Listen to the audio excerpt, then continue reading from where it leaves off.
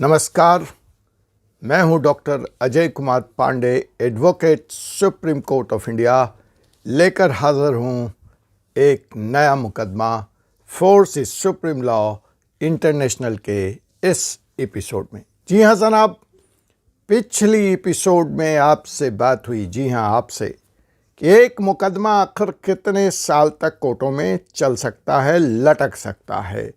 आपने कहा 10 साल, 5 साल, 20 साल। मैंने आपको कहानी सुनाई एक ऐसे मुकदमे की जो पिछले 100 साल से कोर्टों के चक्कर काट रहा है। सुप्रीम कोर्ट जैसी उच्चतम अदालत इस देश की एपेक्स कोर्ट के फैसले आने के बाद बनारस के ग्राउंड जीरो में दोषीपुरा के उस बुनकरों के मोहल्लों में वह फैसला आज तक लागू न करा पाई योगी आदित्यनाथ की सरकार। उस फैसले के बारे में जानना चाहते हैं तो वॉच करें हमारा पिछला वीडियो।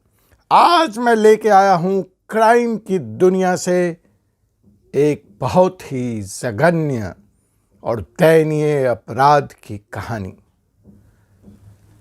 जी हां जनाब, यह एक ऐसी कहानी है जो आपके रोए रोए को खड़े कर देगी, आपको यह सोचने पे मजबूर कर देगी कि जब एक पढ़ा लिखा इंसान अपराध की दुनिया की तरफ बढ़ता है तो वह कितना खतरनाक हो जाता है।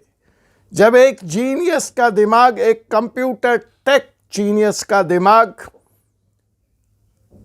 अपना काम छोड़कर अपराध की तरफ सोचने लगता है तो उसके परिणाम कितने भयावह होते हैं।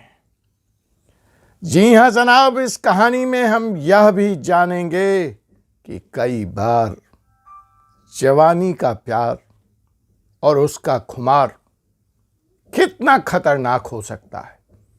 हम इस अपराध में यह भी देखेंगे कि ये फेसबुक, इंस्टाग्राम, ट्विटर जैसे सोशल मीडिया हमारे साथी हैं या ये हमारे दुश्मन हैं जो हमें अपराध की तरफ धकेलते हैं। सुविधाएं आज हमारे लिए साधन बन रही हैं या सुविधाएं हमें अपराध करने को प्रेरित कर रहे हैं।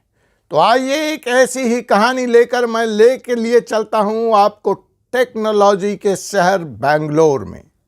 और कहानी का पात्र है एक टेक ग्रेजुएट, एक टेकी, एक टेक्नीशियन जो वैसे तो कंप्यूटर से खेलता है, इंटरनेट से खेलता है, सॉफ्टवेयर हार्डवेयर बनाता है, लेकिन जब वो अपराध करने की तरफ बढ़ता है तो उसका सातर दिमाग कैसे काम करता है।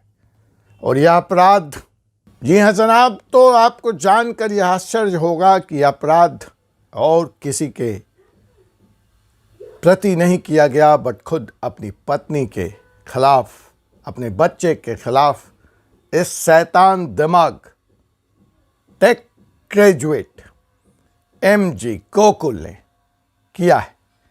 तो मैं जिस अपराध की कहानी आज लेकर आपके सामने प्रस्तुत आया हूं, इसके सामने जेम्स हेडली चेज का अच्छा से अच्छा जासूसी उपन्यास, बंबई का कोई क्राइम थ्रिलर भी फेल होने जा रहा है या फेल हो गया।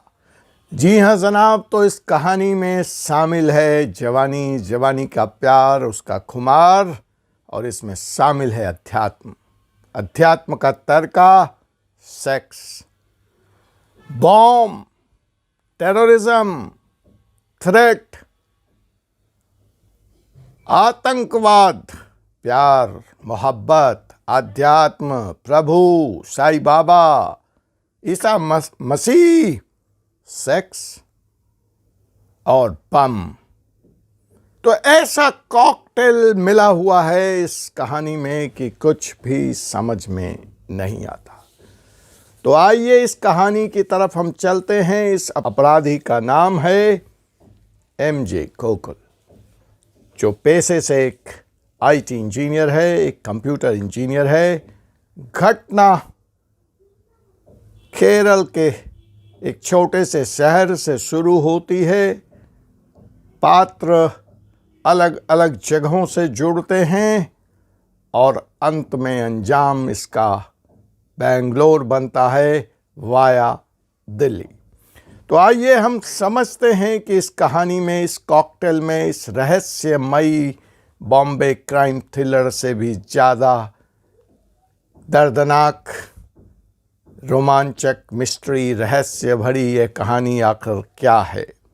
जी हाँ, 32 साल के गोकुल साहब को अपने पढ़ाई के दिनों में साथ ही इंजीनियरिंग में पढ़ रही एक कन्या से मोहब्बत हो जाती है।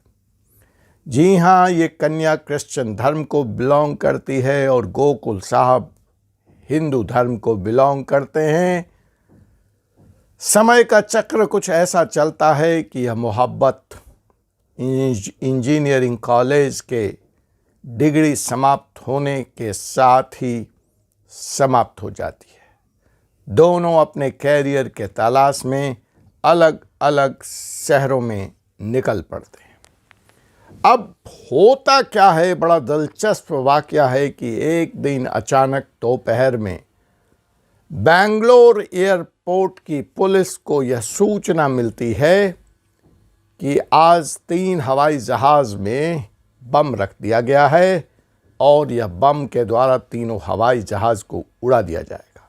अब आप कहेंगे कहानी कहाँ प्रेम कथा और कहाँ ये हवाई जहाज़ में बम। मैंने कहा बहुत रहस्य से भरी हुई यह कहानी है, इसलिए इस चैनल पे आप बने रहें। मैंने कहा यह आतंकवाद, प्यार, स्पिरिचुअलिज्म, नगनता, न्यूडनेस, सेक्स, सबका कॉकटेल है। तो जी हाँ जनाब, पुलिस हरकत में आती है। आनन फानन में कई फ्लाइट रोके जाते हैं, पैसेंजर्स को फ्लाइट से उतारा जाता है और कई फ्लाइट्स को डाइवर्ट किया जाता है, क्योंकि किसी भी इस तरह की सूचना को गंभीरता से पुलिस को लेना ही पड़ता है। जांच आगे बढ़ती है। पुलिस फोन करने वाले व्यक्ति तक पहुंचती है, उसको गिरफ्तार करती है और इसको एक प्रैंकस्टर का एक तरह का बेहुदा मजाक मानकर मामले को रफा दफा करने के मूड में आती है। इसी बीच में कुछ ऐसी घटनाएं होती हैं कि यह हॉक्स बॉम्ब कॉल की कहानी, यह जो झूठी बम रखे जाने की धमकी है, वह कुछ और ही कहानी, वह कुछ और ही अंजाम की तरफ ले जाती है। तो जनाब, अगर आपने अब तक फोर्सेस सुप्रीम लॉ इंटरनेशनल के इस लीगल चैनल को सब्सक्राइब नहीं किया है तो सब्सक्राइब कर लें, बेल आइकन बटन को दबा लें और कहानी अगर अच्छी लगे तो कमेंट भी करें, अपडेट भी करें, कुछ पूछना चाहें वो भी पूछ लें और शेयर कर दें, बड़ी कृपा होगी आपकी। तो आइए मैं ले चलता हूं उस रहस्य भरी कहानी की तरफ। तो जब पुलिस इस मामले को रफा दफा करने के मूड में आती है, इसको एक प्रैंक मांगती है, इसको एक किसी सातर दिमाग या पागलपन की कार्रवाई मानकर खारिज करने वाली होती है, उसी वक्त एक रहस्यमय खुलासा एमजी गोकुल के द्वारा होता है। वह खुलासा क्या होता है कि एमजी गोकुल ने यह सारी साजिश जो रची है, वह इसलिए रची है कि उसको अपनी प्रेमिका का, जो वह इंजीनियरिंग कॉलेज में पढ़ती थी, साथ चाहिए। इस बीच में प्रेमिका की शादी साजू जोश नाम के एक दूसरे व्यक्ति से हो चुकी थी। उसका मैरिड लाइफ था, अपना वैवाहिक जीवन था, उसके बच्चे हो चुके थे और हमारे गोकुल साहब की भी शादी हो चुकी थी, इनका भी बच्चा था। लेकिन जब फेसबुक के माध्यम से इनकी मुलाकात अपनी पुरानी गर्लफ्रेंड से हुई तो खोया हुआ प्यार जग गया और वहीं से शैतानी दिमाग अपनी खोई हुई प्रेमिका को पाने के लिए मचल उठा। प्रेमिका अब किसी और की ब्याहता थी, किसी और के बच्चे की मां थी। गोकुल साहब की भी पत्नी थी, उनके अपने बच्चे थे, उनका अपना कैरियर था। लेकिन प्यार का यह खुमार, प्यार का यह भूत गोकुल के सर पे कुछ ऐसा सवार हुआ कि उसको अपराध दर अपराध की दुनिया में, अपराधों के अंधकार में धकेलता चला गया। तो जी हां जनाब, जब पुलिस ने इसकी जांच करी तो लोकेशन फोन का ट्रेस हुआ। पुलिस उस लोकेशन पर जब पहुंची तो पता चला कि यह फोन किसी जाली नाम से किसी और व्यक्ति के द्वारा, फोन वैसे तो ऑफिशियली सज्जू जोश जो गोकुल साहब के प्रेमिका के पति थे उनके नाम लिया गया था। इसलिए पुलिस जांच करती हुई वहां पहुंची। वहां जाकर पता चला कि सज्जू जोश के पास तो स्मार्टफोन ही नहीं है, और ऐसी दशा में वह फ़ोन कैसे करेगा। सिग्नल तो उसी सोसाइटी से, उसी कॉम्प्लेक्स से आ रहा था, लेकिन वो किसी और फ्लैट से आ रहा था।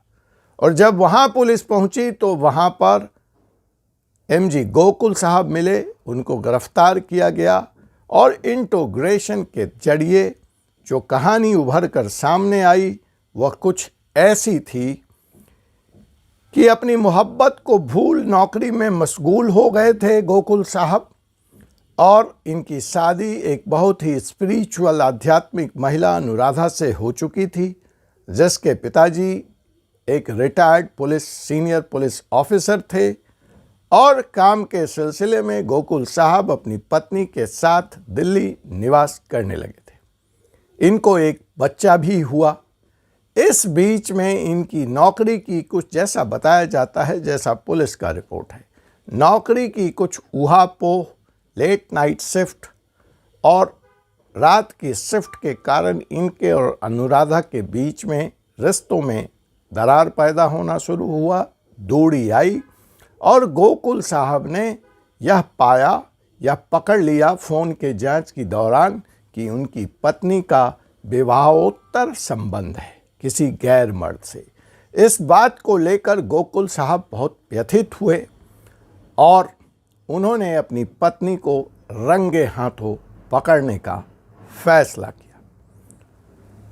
उसके लिए उनको पता था कि उनकी पत्नी साईं बाबा की अनन्य भक्त है। उन्होंने साईं बाबा के नाम से एक ईमेल बनाया और अपनी पत्नी को साईं बाबा बनकर बात करने लगे। बात के इस पूरे प्रकरण में उन्होंने अपनी पत्नी से यह हामी भरवा ली कि हाँ, उनका विवाहोत्तर एक्स्ट्रा मार्टियल अफेयर किसी और व्यक्ति से चल रहा है। जब इनके हाथ यह सबूत लग गया, यह कन्फर्मेशन लग गया, यह कन्फेशन लग गया, तो इन्होंने अपने फादर इन लॉ को भी विश्वास में लिया। बात यहीं नहीं रुकी। इन्होंने अपनी पत्नी से यह भी कहा कि तुम अपने पति के पास जाकर अपने अपराध की स्वीकृति कर लो, क्षमा मान लो और इस विवाहोत्तर संबंध को भूल जाओ और अपनी नई जिंदगी फिर से शुरू करो। पत्नी ने ऐसा ही किया साईं बाबा का आदेश मानते हुए, लेकिन मामला 2 महीने तक ठीक चला और 2 महीने के बाद फिर से वही स्थिति वापस हो गई। इस बीच में गोकुल को उनकी पुरानी प्रेमिका कॉलेज के दिनों की फेसबुक पे टकरा गई। अब एक तीसरा एंगल इसमें शुरू हो गया। पत्नी से निराश, पत्नी के इस अपराध से व्यथित और नई प्रेमिका, पुरानी प्रेमिका का साथ गोकुल का दिमाग चल पड़ा। जी हाँ जनाब, ये बेंगलोर के उसी कॉम्प्लेक्स में पहुँचे जहाँ इनकी पुरानी प्रेमिका अपने पति के साथ, अपने बच्चे के साथ रहा करती थी और उसके पड़ोसी बन बैठे। वहाँ जाकर इनको पता चला कि इनकी पुरानी प्रेमिका का भी अपने पति के साथ अनबन चल रहा है, संबंध सही नहीं है। अब अंधा क्या मांगे, 2 आंखें। इन्हें तो लगा कि इनका काम हो गया। अब इन्होंने फिर एक नई चाल चली यहाँ पर, और ये बेंगलोर के आर्क बिशप बन बैठे। उसके नाम से एक फेक ईमेल आईडी क्रिएट की और अपनी प्रेमिका के पति संजू जोश को भेजा, जिसमें इन्होंने ये कहा कि आप अपनी पत्नी के साथ ठीक व्यवहार नहीं करते हैं, चर्च इस बात से नाराज़ है और आपको अपनी पत्नी को डाइवोर्स दे देना चाहिए। ऐसा ही एक मेल इन्होंने अपनी प्रेमिका को भी भेजा, जिसमें उनसे डाइवोर्स लेने की बात कही गई। इन्हें लगा कि इस ईमेल के बाद संजू नाराज हो जाएंगे, संजू जोश, और अपनी पत्नी को डाइवोर्स दे देंगे और उनका अपने पुरानी प्रेमिका से मिलने का रास्ता साफ हो जाएगा। अभी यह प्रकरण चल ही रहा था और ये ख्याली पुलाव पकाने में लगे ही हुए थे, तब तक अनुराधा का संबंध, दिल्ली वाला वह प्रेम संबंध पुनर्जीवित हो गया। इस बार जो स्पिरिचुअल गुरु ने सलाह दी, वह सलाह यह थी कि तुम ड्रिंक का तंत्रों में अपना स्थान है, शराब का, खूब ढेर सारा शराब पीकर यह प्रेयर करो, यह मंत्रों का जाप करो और शीघ्र ही तुम्हारा मार्ग प्रशस्त होगा और तुमको तुम्हारा मनचाहा साथी मिल जाएगा। अनुराधा गुरु जी के आकंठ विश्वास, अंधभक्ति, आध्यात्म में डूबी हुई एक दिन दारू की बोतल दर बोतल ख़त्म करती गई। गोकुल उस रात फ्लैट में मौजूद थे और उन्होंने जब देखा कि अनुराधा इतनी ज़्यादा ड्रिंक करने के बाद अचेत हो गई, तो गणेश की एक मूर्ति से उनके सर पर ज़बरदस्त प्रहार किया और उस प्रहार के उपरांत अनुराधा की फ्लैट में मृत्यु हो जाती है। मृत्यु के बाद पुलिस बुलाई जाती है, फादर इन लॉ भी बुलाए जाते हैं और सारी परिस्थितियों से अवगत होते हुए फादर इन लॉ और पुलिस इसको एक एक्सीडेंट मानती है और यह मामला यहीं रफा दफा कर दिया जाता है। अब गोकुल यहाँ से अपनी पत्नी का अंतिम संस्कार करने के लिए 2 महीने बेंगलोर से बाहर रहते हैं, अपने गांव चले जाते हैं। जब वो संस्कार करके अपनी पत्नी का 2 महीने के बाद बेंगलोर पहुँचते हैं, दिल बलियों उछल रहा था कि इस तरफ जोसेफ और उनकी प्रेमिका का तलाक हो चुका होगा, इस तरफ उनकी पत्नी अनुराधा अब इस दुनिया में नहीं है, तो अब उनके मिलन में कोई बाधा नहीं होगी। वो अपनी प्रेमिका के साथ संबंध बना पाएंगे, उसके साथ शादी कर पाएंगे और अपनी नई ज़िंदगी जवानी के प्यार के साथ शुरू करेंगे। लेकिन ईश्वर को तो कुछ और ही मंजूर था, परिस्थितियां तो कुछ और ही तैयारी कर रही थीं। यहाँ आकर गोकुल को एक बार पुनः भारी निराशा हुई जब उसे पता चला कि उनकी प्रेमिका और संजू जोसेफ का आपस में समझौता हो गया है। उन्होंने अपनी रंजिशें मिटा ली है और बड़े ही प्रेम और मोहब्बत के साथ उनके सामने से हाथों में हाथ डाले निकल जाते हैं, उसकी तरफ तवज्जो भी नहीं देते। गोकुल को तो एक बारगी लगा कि उसकी पूरी दुनिया ही खत्म हो गई। उसने अपने पत्नी का कत्ल कर दिया, उसकी बच्ची अनाथ हो गई है और अब उसकी प्रेमिका उसको धोखा दे रही है। गोकुल को यह दर्द बर्दाश्त न हो चुका और शातिर दिमाग ने, उस टेक्निकल दिमाग ने एक और पेंच घुमाया और एक और प्लान बनाया। उसने लिया जाकर एक और नया सिम सलमान के नाम से। सलमान को फ़ोन आता है, सलमान के द्वारा फ़ोन आता है संजू जोसेफ को, उसे धमकाया जाता है, डराया जाता है। सलमान अपने को टेररिस्ट बताता है। संजू जोसेफ पागल हो जाता है, प्रतिशोध की अग्नि में जलने लगता है और सोचता है सलमान के इस कथित प्रकरण के बाद संजू टेररिस्ट साबित हो जाएगा, साजू जोसेफ, और इस बार उसकी प्रेमिका उसको इस आधार पर तलाक दे देगी और एक बार पुनः वो अपनी पुरानी कॉलेज की प्रेमिका के साथ नई जिंदगी की शुरुआत कर पाएगा।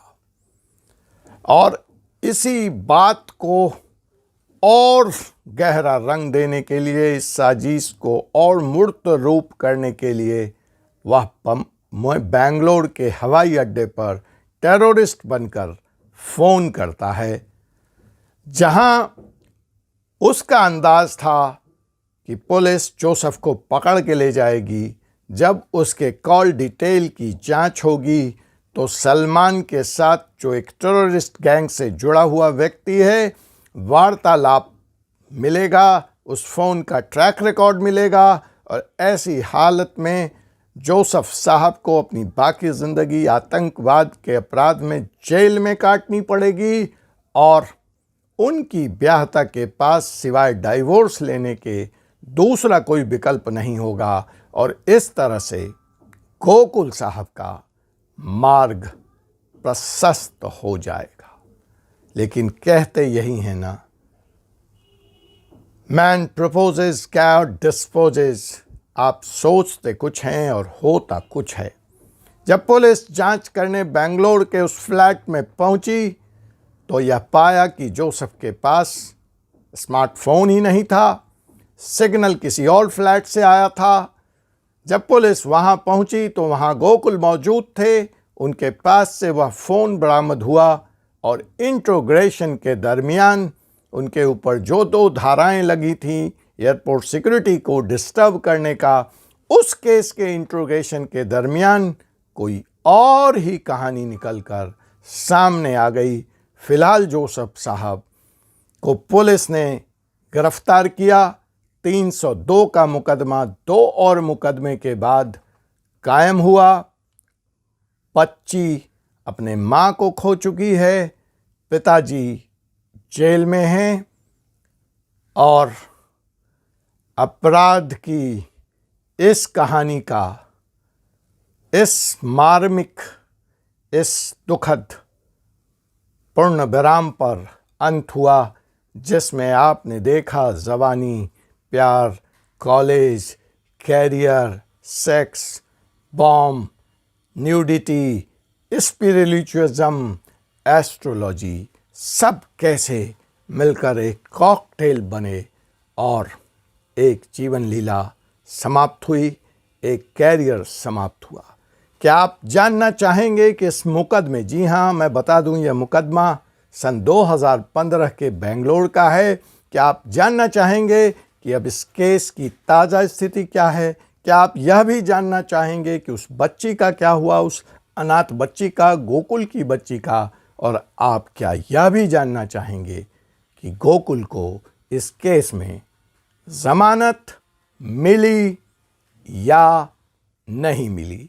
क्या आप यह भी जानना चाहेंगे कि सबूत मिटाने का प्रयास करने में गोकुल कहाँ असफल हुआ? एक तरफ से वह सबूत लगभग मिटा चुका था, वह अपनी पत्नी के मृत्यु को एक्सीडेंट साबित कर चुका था कि हत्या के अपराध से बचा हुआ था, बड़ी था। मैं आपको बता दूं कि उसकी पत्नी की हत्या और उसकी गिरफ्तारी 3 महीने से ज़्यादा का फ़र्क है। अगर गोकुल यहीं पे रुक जाता तो शायद वो बच भी जाता। अगर वह बेंगलोर इंटरनेशनल हवाई अड्डे पर वह धमकी भरा फ़ोन न करता तो शायद हत्या का यह एक मुकदमा एक्सीडेंट के मुकदमा में तब्दील होकर यहीं समाप्त हो जाता। ऐसी जानकारी के लिए आप फोर्सेस सुप्रीम लॉ से जुड़े रहें, सब्सक्राइब करें, नोटिफिकेशन बटन को दबाएं और यूं ही इस चैनल पर ऐसी ही कहानियों के लिए मुझसे मिलते रहें। मैं हूं आपका दोस्त advocate doctor Ajay Kumar Pandey, Supreme Court of India. आपसे मुलाकात होगी एक ऐसी ही कहानी के साथ अगले एपिसोड में। जय हिंद, जय भारत।